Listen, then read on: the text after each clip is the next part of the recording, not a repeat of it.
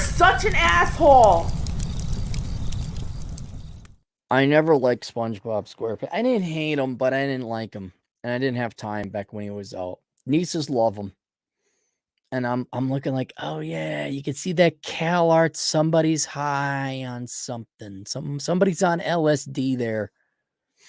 Just a touch, not a lot. It's like that's not like the Croft production. Oh my god, young people don't look that up.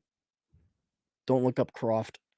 It's just you want to see the most evil baby boomers ever. There you go. So this guy asks, "Dear Mr. Clary, could you review the SpongeBob episode Chocolate with Nuts? You might like this one." So I watched it, and let me go. I'll tell you what it's about. So, oh shoot, hang on. I gotta. Who is SpongeBob characters? I didn't know who they were. Okay, so SpongeBob and Patrick. They get. Hang on. Who's the other character? Squidward, SpongeBob, and Patrick. They for whatever reason get Squidward's mail, and Squidward is subscribed to Rich and Famous magazine. And they're looking through and they're like, "Oh my god, look, this guy's got a pool inside his pool," and because they're all underground or underwater, it's very clever. And they say, "Oh, Patrick, I wish I could get rich. Well, what do we got to do?" And they talk to Squidward, and Squidward says, "Well, you morons, you know, they make money by selling things. You have to sell things to people." And SpongeBob says, "Patrick, quick, what would you want more than anything in the world right now?" He's like, "More time to figure out anything in the world I want right now." No, something different. He says, "Chocolate." And they say, "I know. We'll become salesmen. We're going to sell chocolate." So they go and they buy a bunch of chocolate. And then the first time they sell it doesn't go so well. The guy ends up being crazy, or the fish. And then they go to the next one, and they go to the next door. And then there's this very clever guy. And he's like, "Chocolate, eh?" And he says, "Oh, man, it must be hard carrying those chocolates around. And, you know, if there was only a way for you to carry those chocolates without them melting and da da da." He said, "Bah, but you guys aren't interested in anything like that." And they're like, "What do you know? What do we got? What do you got?" And so the funny thing that happens is this guy, he's the real salesman, and he convinces Patrick and SpongeBob to buy his chocolate bags, official velvet lined bags that are purposely designed to hold chocolate. Then they go to the next house. So they're already in the hole. And it's the same guy again. And he sells them bags to put the bags of the chocolate. And Patrick, and he's such a good salesman, he hoodwinks him and takes the money. So this goes on. They end up trying to sell to different people and they don't succeed. All types of hijink ensue. And what they end up doing is I forget how they figure out that if you lie, that you can sell the chocolate. I think they actually they lie and they sell a chocolate bar, and stretch the truth is what they call it. And so, just like modern day American corporations and public schools and colleges, they tell you whatever you want to hear about it. Oh yeah, big is beautiful. If you listen to Lizzo's, you'll be strong and amazing. Oh, if you go to the Taylor Swift concert, you'll be empowered. If you get this degree, you'll be smart and make a lot of money. If you wear these cufflinks, you're going to get the girls, bro. If you get this car, a chick will suck your dick. And so they go through, it'll make you taller, it'll grow your hair, boo. They start making money. And then the last place they go, they're all bandaged up as if both him and Patrick are in a horrific accident.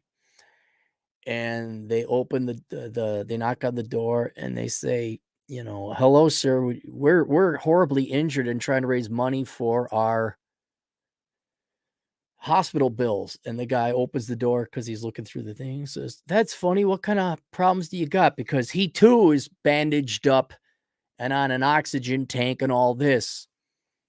And they're like, broken bones. And oh yeah. And this guy's actually injured, or so you think. And so they end up injuring this guy accidentally. He falls down the stairs. And like, "What do we do? We'll do anything." Like, could you, you know, as you could imagine, my medical bills are really high. Could you go and raise some money for me?" And they say, "Anything, we'll do anything." And so now they're selling chocolate, not for him or not for themselves, but for this guy. And they get the guy back up into his room, and when they leave, he zips off the costume because it's the same guy from before. And that he just gets him to work for him now. And so I guess there's like kind of a lesson there about, the success. I hate to throw him in there, Tony Robbins type, just do this and you'll be excited and happy. You'll notice mine is like, no, don't buy things. Work hard, suffer, get rid of your desire for material items. Work more, spend less. I don't have a great my sales pitch is not like selling chocolate. Um, and then inevitably they sell all their chocolate for a lot of money. And at the end, sadly, they piss it all away renting on a banquet room.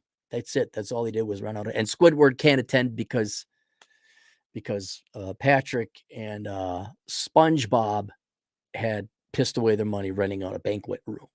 And I mean, yeah, I guess as far as the handful of SpongeBob SquarePants episodes I saw, yeah, I like how they get hoodwinked. I like how the real salesman screws them over. I like how they show the naivete of every American entrepreneur today, where it's like, let's just sell chocolates. They think entrepreneurship, running a business is easy. I saw that in banking all the time.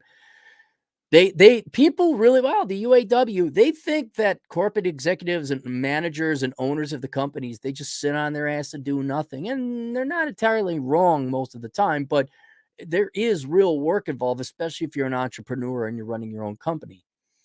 And people in America have this idea that you just take the money, you move the stuff around, and then at the end, you just got a bunch of money left over. No, you must make sure everyone does their job, which in America they don't.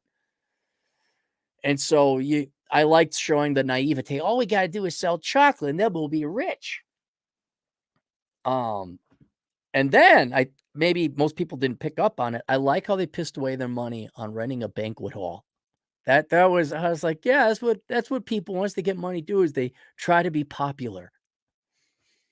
Whereas y'all could be millionaires, you just don't spend the money, spend less than you make, stay at home as long as you can, work 2 jobs, throw that money in a 401k IRA or whatever, maybe a house. And well, due to inflation, everyone's going to become a millionaire. Then you girls will finally have enough rich men to date. All right, there you go. We get to Laura, $2 SpongeBob. Now that's an absorbing subject. And Bodhisattva, $5. Bodil? You're a redhead girl with the name Bodil Sattva? Unless that's Sattva and that's your wife. Cappy, you, Pop, and Blake saved my life. Thank you for everything. I love your rants, especially about the pick 'em up trucks and truck nuts. Oh God, don't Bodhisattva. I get how do you run into Hicks? It's just the name and the picture and the request don't all add up. All right, there you go, guys. I'll see you guys later. Toodles.